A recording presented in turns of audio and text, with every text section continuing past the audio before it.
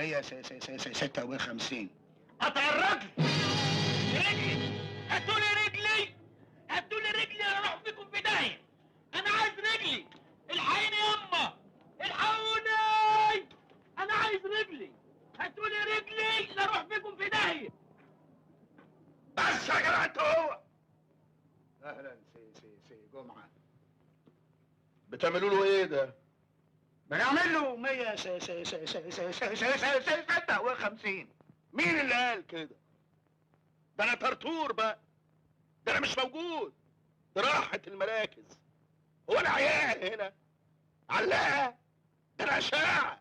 ما احنا بنعرف نتصرف يا معنانا. مفيش معنانا ده. انا دكتور جمعه، و100 مره قلت محدش يتصرف من غيري.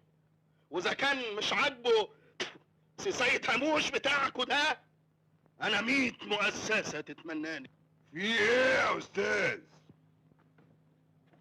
ايه يا هموش؟ ايه يا سيد يا هموش؟ خلاص مفيش استعبار للدكتور؟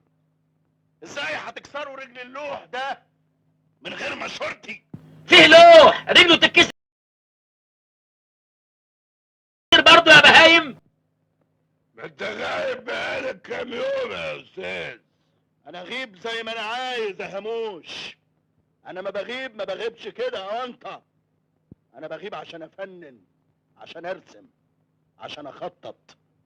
انا شغلتي شغلة مزاج يا استاذ، مش لعب عيال. طب خلاص انت استسلمنا بقى وشوف نعمل في الوقت ده ايه. بس ما تقولش واد.